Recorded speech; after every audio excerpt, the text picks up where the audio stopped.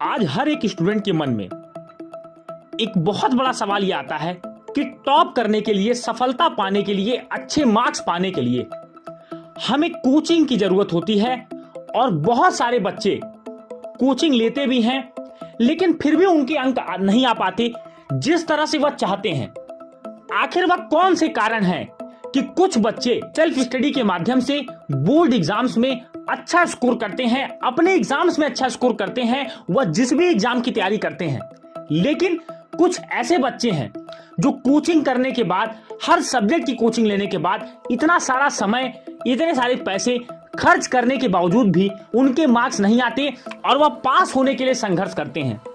आज के इस वीडियो में हम जानने वाले हैं कि आपकी इस प्रॉब्लम को कैसे सॉल्व करें, और अगर आप बिना कोचिंग के अच्छा स्कोर करना चाहते हैं, अधिक से अधिक स्कोर करना चाहते हैं, तो यह वीडियो आप ही के लिए है कि आप किस तरह से पढ़ाई करें जिससे कि आप भी अपने एग्जाम में टॉपर बने और इस मिथ को तोड़ें कि टॉप करने के लिए आपको कोचिंग की जरूरत है।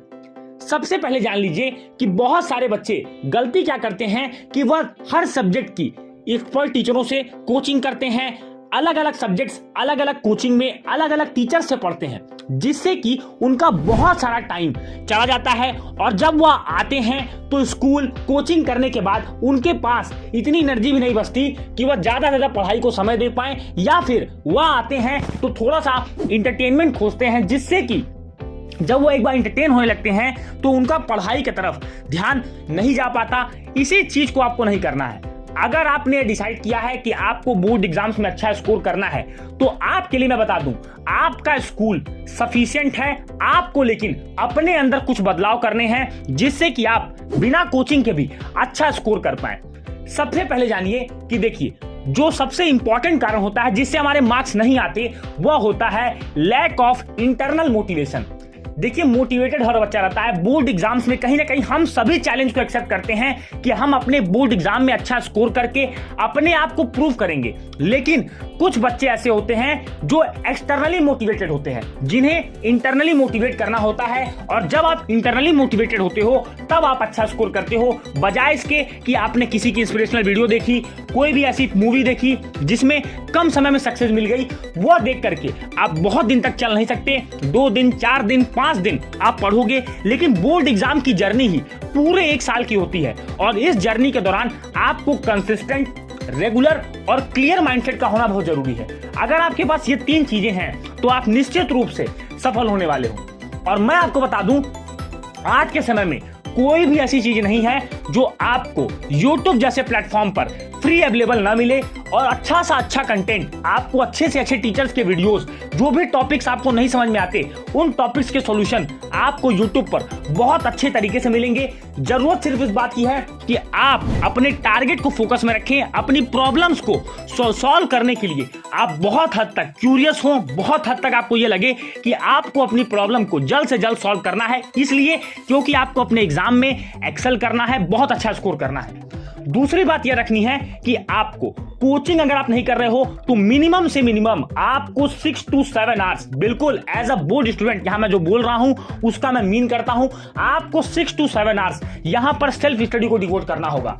और उस सेल्फ स्टडी में आपको सिर्फ 3 काम करना है, वही मैं आपको बताऊंगा, और वही आपको विदाउट कोचिंग सफलता दिलाने वाला है। सबसे पहले आपको रेगुलर स्कूल जाना है। यानी बहुत सारे बच्चे गलतियां करते हैं कि वह सोचते हैं मैं घर पर बैठ करके YouTube के माध्यम से पढ़ लूंगा, क्योंकि सारे कंटेंट तो YouTube पर अवेलेबल है, फ्रीली अवेलेबल है, मैं किसी भी ऐप पे सब्सक्रिप्शन लेकर के पढ़ लूंगा। देखिए, बिल्कुल गलत है ये। आपको स्कूल इसीलिए बना है कि आप स्कूल जाएं, सीखें, रूटीन में रहें। आपकी जो रूटीन रहे, आपका जो पूरा दिन हो वो प्रोडक्टिव कैसे बने, कैसे आप मेहनत करें। जब आप स्कूल जाते हो, अपने टीचर से इंटरेक्ट होते हो, टीचर से लगातार सब सब्जेक्ट पढ़ते हो, तो आपको पता होता है कि मेरे इतने सब्जेक्ट्स हैं, और हर सब्जेक्ट कहीं ना कहीं आपके टीचर की वजह से आपके फोकस में रहता है, क्योंकि आपको पता होता है कि सभी सब्जेक्ट्स के मार्क्स इक्वल हैं और मुझे सभी सब्जेक्ट्स पर ध्यान देना है। इसलिए मैंने आपको कहा कि आपको रेगुलर स्कूल जाना है, और स्कूल से आने के बाद आपको काम यह करना है कि जितना आपके टीचर्स ने पढ़ाया है उतने को तो आपको उसी दिन पढ़ना है, उसको स्किप नहीं करना। यानी मान लीजिए कि आपके टीचर ने आपको लाइट में रिफ्रैक्शन टॉपिक पढ़ाया, तो अब आपको रिफ्रैक्शन टॉपिक को, अपने टीचर की बताई हुई बातों को, नोट्स को पढ़ना है, आ करके उस टॉपिक को अपने स्कूल बुक में, यानी जो आपकी बुक चलती है, बेसिक बुक जो आपकी चलती है, उस बुक से आपको रीड करना है, नोट्स प्रिपेयर करना है, और जो टीचर अब आगे पढ़ाने वाला है उसके लिए आपको पहले से तैयार होना है। मान लीजिए कि अब टीचर आपको लॉज ऑफ रिफ्रैक्शन पढ़ाने वाला है, तो आपको लॉज ऑफ रिफ्रैक्शन जो दोनों लॉ हैं आपको दोनों पता होने चाहिए, चाहे वह स्नेल्स लॉ हो, sine i by sine r हो, जो भी लॉ हो, आपको ये दोनों आपको पढ़ करके जाना है, जिससे कि आप जब टीचर आपको पढ़ाए तो आपको चीजें बहुत आसानी से अंडरस्टैंड समझ में आए और निश्चित रूप से आप सफल होने वाले हो। अब बहुत सारे बच्चे बोलेंगे कि सर हमारे स्कूल में अच्छी पढ़ाई नहीं होती, तब हम क्या करें? देखिए, उसके लिए आपको मैं 2 सॉल्यूशन देना चाहता हूं। मान लीजिए कि आप मैथमेटिक्स, साइंस, इस तरह के सब्जेक्ट पढ़ना है, तो आपके पास रेफरेंस बुक जरूर होगी या फिर आपके पास एनसीईआरटी किताबें होंगी।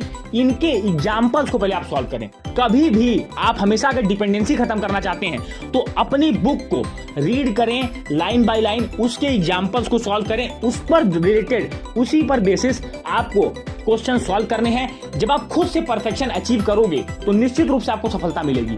और कोचिंग वाले भी यही कहते हैं आपको कि आप सेल्फ स्टडी, आपको सेल्फ स्टडी भी इसलिए कहा जाता है कि आपको कोई भी कितना भी बड़ा टीचर, कितना भी अच्छा टीचर आपको पढ़ा दे, अगर आप सेल्फ स्टडी नहीं करते हैं तो आपको सक्सेस नहीं मिलेगी। उसका कारण यह है कि पेपर आपको देना है, अंडरस्टैंडिंग आपकी होनी चाहिए, नॉलेज आपके पास होना चाहिए। आपका टीचर चाहे वह स्कूल का हो, कोचिंग का हो, बड़े से बड़े इंस्टीट्यूट का हो, बड़े से बड़े ऑर्गेनाइजेशन से आप जुड़ जाएं, लेकिन वह पेपर देने नहीं जाएगा, पेपर सिर्फ आपको देना है। तो इसलिए आपको तैयारी खुद करनी है, तो पढ़ना आपको खुद है। अगली बात, अगर आप कोचिंग नहीं जाते हो तो आपको अपना टाइम टेबल इस तरह से बनाना है कि जो सब्जेक्ट्स आपके वीक हैं उन पर आपको ज्यादा टाइम देना है, और जो सब्जेक्ट आपके सही हैं उस पर आपको कम टाइम देना है। लेकिन कोशिश ये करनी है कि हर सब्जेक्ट को थोड़ा थोड़ा टाइम जरूर दें, चाहे वह इंग्लिश हो, हिंदी हो, कंप्यूटर साइंस हो, जो भी सब्जेक्ट्स हो, एसएसटी हो, मैथ साइंस पर ज्यादा समय दें। लेकिन ऐसा भी ना करें कि केवल मैथ साइंस को ही पढ़ रहे हैं, बाकी सब्जेक्ट्स को इग्नोर कर दें, जिससे कि आपके मार्क्स एग्जाम में वैसे ना आए जैसा आपने सोचा है। और दूसरी बात मैं आपको बता दूं, जब आप कोचिंग नहीं करते हैं तो आपका यह दायित्व है कि आप रेगुलर क्लास करें और जो भी डाउट हो उस डाउट को क्लास में ही टीचर से पूछें। और अगर क्लास में ऐसा पॉसिबल नहीं है तो लंच ब्रेक में, छुट्टी के बाद रुक करके निश्चित रूप से उस डाउट को क्लियर करें, और आपका टीचर जरूर आपकी हेल्प करेगा। कोई भी टीचर, शिक्षक ऐसा नहीं होता कि बच्चों को कोई बच्चे सवाल पूछें और उसे डिनाई कर दे, तो बिल्कुल आपको ऐसा नहीं करना है। हालांकि और ये भी बता दूं कि जो बच्चे अगर कोचिंग क्लास कर रहे हैं वो बच्चे हो सकता है क्लास में ज्यादा आंसर करें, तब भी आपको इंफीरियर महसूस नहीं करना। आपको ये सोचना है कि नहीं, ये कोचिंग भी पढ़ रहा है, स्कूल में भी पढ़ रहा है, बिल्कुल ये हमसे आगे है, लेकिन मैं इससे आगे रहूंगा और अपने दम पर मैं आगे रहूंगा, क्योंकि मैं पढ़ूंगा, जा करके मैं चीजों को सॉल्व करूंगा, चीजों पर सोचूंगा और चीजों के सॉल्यूशन निकालूंगा, और निश्चित रूप से मैं आगे रहूंगा। तो ये कुछ बातें थी जो आपको ध्यान रखनी है। अगर आप एक विदाउट कोचिंग वाले स्टूडेंट हैं, बिना कोचिंग के आप पढ़ाई करके अधिक से अधिक परसेंटेज स्कोर करना चाहते हैं, तो इन बातों का ध्यान रखें, निश्चित रूप से आपको सफलता मिलेगी। और मैं आपको बता दूं, सफलता संसाधनों की मोहताज नहीं होती, जिन्हें सफल होना होता है वह संसाधन जुटा ही लेते हैं। तो निश्चित रूप से यह 2 पंक्तियां आपको प्रेरित करेंगी। अगर आपको वीडियो अच्छा लगा तो वीडियो को लाइक करें, चैनल पर पहली बार आ रहे हैं तो चैनल को सब्सक्राइब करें, नोटिफिकेशन बेल को टैप करें। मिलेंगे अपने अगले वीडियो में, तब तक के लिए जय हिंद, वंदे मातरम।